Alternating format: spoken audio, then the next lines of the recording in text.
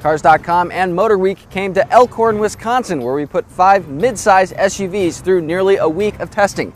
Here's how they placed and what our judges had to say. Our winner in the challenge, the 2016 Nissan Murano. The Murano has a standout styling that sets it apart from the rest of its competitors. It's futuristic, and it really is a love it or hate it sort of thing, and I love it. However, that standout styling leads to a giant C-pillar. It makes that blind spot when you're looking over your shoulder impossible to see around. Because of that limited visibility, I found myself using the Around View monitor system a lot. It's really easy to find. You just hit the button on the multimedia system and you get a great view of what's going on around your car. The Nissan Murano is a quick SUV with a legitimate big V6 engine, no small turbo 4-cylinder here. It's also trying to be something distinct from the rest of them. Not as much a family SUV, really more of kind of a semi-luxury SUV just in terms of interior materials, and a lot of that works. The thing that I like about the Murano is from the back of the vehicle, you've got the tailgate up. Maybe you have all this cargo you want to put in the back. So to drop that second row seat sometimes is a very uncomfortable lean in or even push back.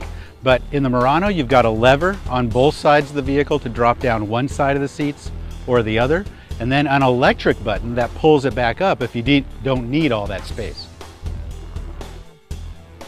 The Murano is very comfortable and super luxurious compared to the other vehicles here. The biggest thing I don't like about the Murano is the exterior design. I know it's edgy, it's out there, it's modern, but to me it just looks like it's trying too hard to be different. In second place, the 2016 Ford Edge.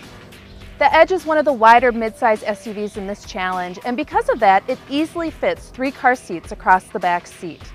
Coming into this, I wouldn't have put the Edge as one of my favorites, but it actually has one of the nicest rides, and dynamically, it handles very well.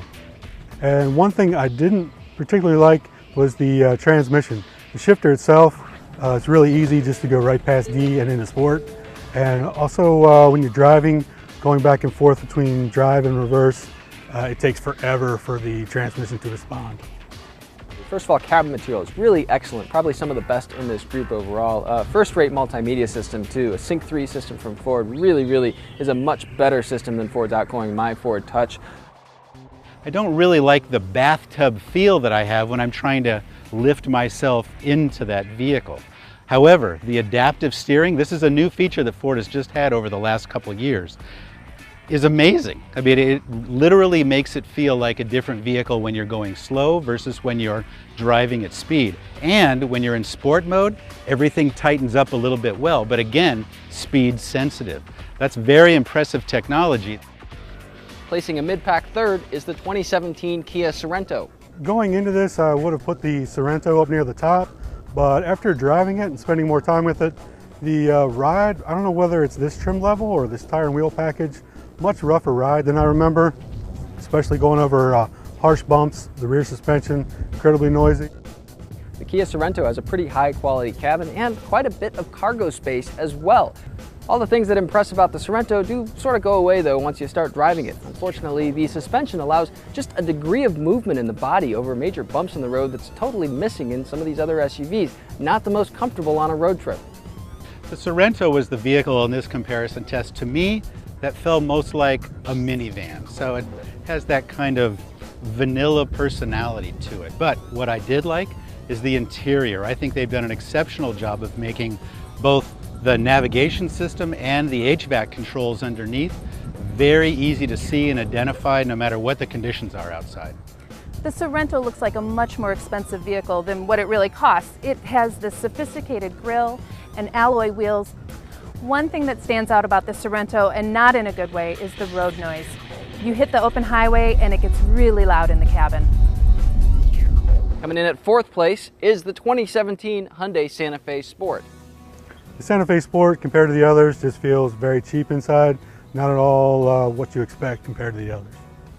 The Hyundai Santa Fe Sport has a few highlights, among them handling, which is pretty good, and lots of storage spaces up front, including a nice big open storage tray ahead of those cup holders and gear shift. A few downsides on the Santa Fe Sport. Visibility. A swooping rising belt line on the outside means smaller second row windows makes it a little bit harder to see out of from the inside. Speaking of inside, those cabin materials have a lot of cheap, kind of low-rent plastics, and the seats, cheap grade of leather in our test car, and they're kind of tough and not very comfortable. Although the Santa Fe may be very fun to drive because it's so sporty, the jelly bean design look is not going to separate it from the crowd. Bringing up the rear in 5th place, the 2016 Jeep Grand Cherokee. With the Grand Cherokee, I like the fact that it's really the only true SUV of the bunch. Definitely has the off-road credentials, could haul more, tow more, and I like the more truck-like ride myself. A couple of things I didn't like so much about the Cherokee. The interior doesn't feel as roomy as the others here, and the quality of the materials is actually pretty good, but the fit and finish not quite up to par of the rest. Grand Cherokee to me was the most claustrophobic for me when I was inside. It's very dark, not huge windows, so no matter whether you're looking in the rearview mirror or even out the sides, you're not going to be able to see a lot compared to some of the other vehicles in this segment. What I like about the Grand Cherokee is that maybe more than any other vehicle that we're testing here, it can do a lot of different things. And it also has a real four-wheel drive system, meaning that it has a low range and also a multi-terrain system that allows you to set sand, snow, or mud depending on what you're about to do. The Jeep Grand Cherokee scored some major points on ride quality, where its suspension really cushions a lot of bumps that kind of come up into the cabin in some of these competitor SUVs. Also, visibility. You can flip those rear head restraints down, create a clear view straight out the back. The back seat in the Grand Cherokee is fantastic. It treats its passengers really well, thanks to heated rear seats, USB ports, and also air vents. There is so much stuff in this back seat. It's a winner for busy families. Here's what's a little odd about the Grand Cherokee. This is an almost $45,000 vehicle, and it has a beautiful 8.4-inch multimedia screen, but what it doesn't have is a navigation system. That's a real miss for most families.